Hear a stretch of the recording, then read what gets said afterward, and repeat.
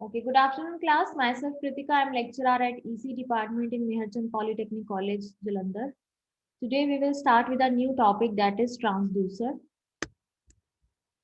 and this is the syllabus of your transducer chapter.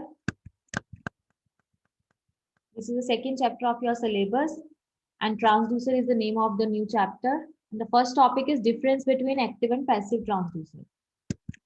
So अभी we will cover the difference between active and passive transducer.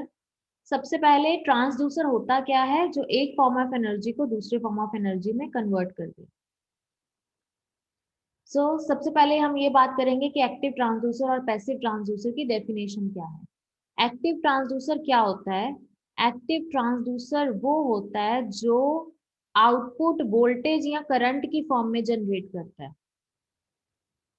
और उसको कोई भी external energy नहीं चाहिए होती ऑपरेट होने के लिए। जिसमें हमें एक्सटर्नल एनर्जी कनेक्ट करनी पड़ती है या एक्सटर्नल बैटरी कनेक्ट करनी पड़ती है, वो पैसिव ट्रांसड्यूसर बन जाता है। एक्टिव ट्रांसड्यूसर में हमें कोई भी बैटरी या एक्सटर्नल सोर्स कनेक्ट नहीं करना पड़ता और इसकी आउटपुट मोस्टली वोल्टेज और करंट की फॉर्म में होती है। अगर हम पैसिव ट्रांसड्यूसर की बात करते हैं तो इसमें हमारी आती है कैपेसिटेंस, रेजिस्टेंस और इंडक्टेंस। हम सबको पता है ये तीनों के तीनों जो कंपोनेंट्स हैं ये पैसिव कंपोनेंट्स होते हैं और इसी तरह से पैसिव ट्रांसड्यूसर में भी ये तीनों कंपोनेंट्स यूज हो सकते हैं, कैपेसिटेंस, रेजिस्टेंस एंड इंडक्टेंस। तो इसमें जब भी हम पैसिव ट्रांसड्यूसर की बात करेंगे तो उसमें हमारे कैपेसिटेंस, रेजिस्टेंस और इंडक्टेंस चेंज होंगे इनपुट सिग्नल के कंपैरिजन में। इनपुट सिग्नल के साथ में हमारे ये तीनों पैरामीटर्स चेंज होंगे और इसमें एक्सटर्नल बैटरी कनेक्ट करनी पड़ेगी ताकि हम पैसिव ट्रांसड्यूसर को ऑपरेट कर सकें। सो नेक्स्ट जो आपका सेकंड कंपैरिजन है that is additional energy source. अब एडिशनल एनर्जी सोर्स किस में रिक्वायर्ड है और किस में नहीं। एक्टिव ट्रांसड्यूसर में मैंने अभी बताया आपको एडिशनल एनर्जी सोर्स नहीं चाहिए, एडिशनल बैटरी नहीं चाहिए। whereas in passive transducer we require additional source और additional battery। और एक्टिव ट्रांसड्यूसर का वर्किंग प्रिंसिपल क्या है? ये एनर्जी ड्रॉ करता है, मतलब जो भी ट्रांसड्यूसर होता है उसे एनर्जी को खींचता है किसी भी चीज को मेजर करने के लिए। और पैसिव ट्रांसड्यूसर एनर्जी को लेता है किसी भी एक्सटर्नल सोर्स से ताकि वो ट्रांसड्यूसर को ऑपरेट कर सके। डिजाइन कैसा है? एक्टिव ट्रांसड्यूसर का सिंपल डिजाइन है। पैसिव ट्रांसड्यूसर में क्योंकि हमें बैटरीज, एनर्जी सोर्स कनेक्ट करने पड़ते हैं तो थोड़ा सा कॉम्प्लिकेटेड है। एक्टिव ट्रांसड्यूसर का रेजोल्यूशन कम है और पैसिव ट्रांसड्यूसर का रेजोल्यूशन ज्यादा है। देन आउटपुट सिग्नल जो है वो एक्टिव की अगर हम बात करते हैं, एक्टिव ट्रांसड्यूसर्स में आउटपुट सिग्नल जो है वो प्रोड्यूस होता है जो हमें मेजर करना है।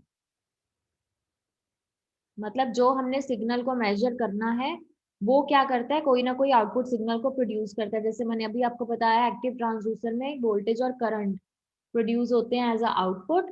और इसमें भी यही चीज लिखी हुई है कि आउटपुट सिग्नल क्या होता है, वो हमारा आउटपुट सिग्नल प्रोड्यूस होता है जो भी हम चीज को मेजर करना चाहते हैं उसके कॉरेस्पॉन्ड। और पैसिव में क्या होता है, हम आउटपुट सिग्नल ऑब्टेन करते हैं किसी भी एक्सटर्नल पावर सोर्स से। जैसे अगर मैंने बैटरी कनेक्ट करी तो बैटरी ने क्या किया, बैटरी एक वोल्टेज प्रोवाइड करती है तो बेसिकली उसमें मैंने आउटपुट ली, मतलब एक्सटर्नल बैटरी लगा के आउटपुट को लिया और उसको आगे मैंने ऑपरेट किया। लेकिन एक्टिव में क्या हुआ, मैंने कोई भी आउटपुट नहीं ली, मैंने आउटपुट को जनरेट किया। पैसिव में आउटपुट को ऑब्टेन किया, मतलब आउटपुट को लिया, और एक्टिव में आउटपुट को प्रोड्यूस किया। ऑपोजिट है दोनों चीजें। एग्जाम्पल क्या है एक्टिव की? Thermocouple, photovoltaic cell. और पैसिव की एग्जाम्पल्स हैं thermistor, differential transformer, photovoltaic cell. ये सारे काम कैसे करते हैं ये हम आगे फर्दर पढ़ेंगे। थोड़ा सा मैं आपको एलैबोरेट कर रही हूँ एक्टिव ट्रांसड्यूसर और पैसिव के बारे में। एक्टिव ट्रांसड्यूसर्स क्या होते हैं? बेसिकली ट्रांसड्यूसर ने एनर्जी को कन्वर्ट करना है, ठीक है। सो एक्टिव ट्रांसड्यूसर में क्या होता है, ये सेल्फ जनरेटिंग टाइप ट्रांसड्यूसर होते हैं, मतलब कोई एक्सटर्नल सोर्स की जरूरत नहीं पड़ती। दूसरा, ये जो ट्रांसड्यूसर्स होते हैं ये बहुत ही स्मॉल आउटपुट जनरेट करते हैं। इसीलिए हमने एक्टिव ट्रांसड्यूसर में आउटपुट के बाद हमें एम्पलीफायर्स लगाने पड़ते हैं ताकि जो हमारा आउटपुट सिग्नल है वो एम्पलीफाइड होके हमारे पास ऑब्टेन हो जाए। एग्जाम्पल हम लेके चलते हैं टेको जनरेटर, जैसे कि एंगुलर वेलोसिटी, थर्मोकपल्स। अब थर्मोकपल हम क्यों यूज करते हैं? टेम्परेचर को मेजर करने के लिए। पीजो इलेक्ट्रिक क्रिस्टल हम यूज करते हैं फोर्स को मेजर करने के लिए। तो ये सारे क्या हो गए हमारे एक्टिव ट्रांसड्यूसर। एक्टिव ट्रांसड्यूसर की एग्जांपल्स क्या हैं? Photovoltaic, thermo electric, electromagnetic, piezo electric, chemical और बहुत सारे ऐसे। पैसिव ट्रांसड्यूसर्स कौन से होते हैं? पैसिव ट्रांसड्यूसर्स में हम इलेक्ट्रिकल पैरामीटर्स की बात करते हैं, जैसे कि रेजिस्टेंस, इंडक्टेंस और कैपेसिटेंस। तो जहां पे भी हमारी रेजिस्टेंस, इंडक्टेंस या कैपेसिटेंस चेंज हो रही है इनपुट सिग्नल के साथ, उसको हम पैसिव ट्रांसड्यूसर बोलेंगे।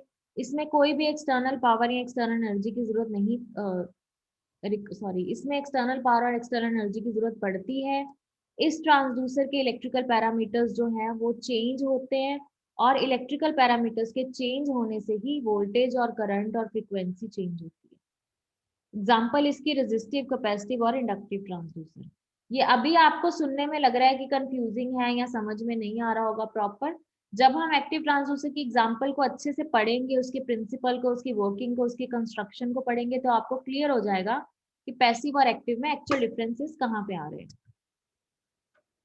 एग्जाम्पल पैसिव ट्रांसड्यूसर की है variable resistance, variable reactance, opto electronic, hall effect type, photo emissive, photo conductive, thermistor, photo conductor. ये these all are, LVDT is the best example of passive transducer। ठीक है, तो ये सारी are the example of passive transducer.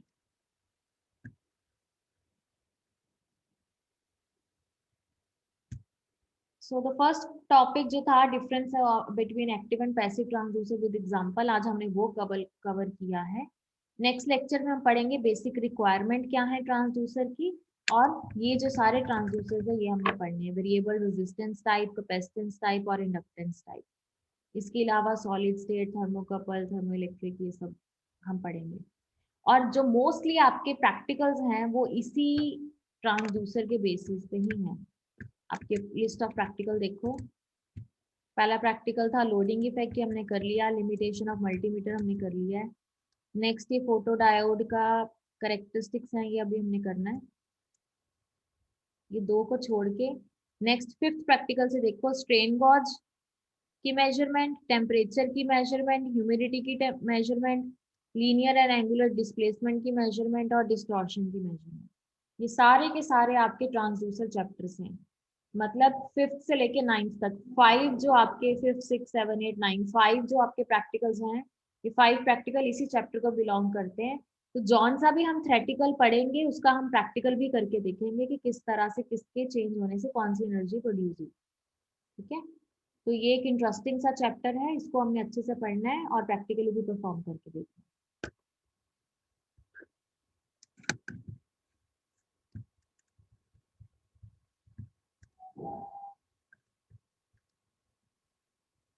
और ये जो दो आपके थर्ड और फोर्थ प्रैक्टिकल है ये न्यू ऐड हुए हैं, वैसे तो ये सारे नए ऐड हुए हैं।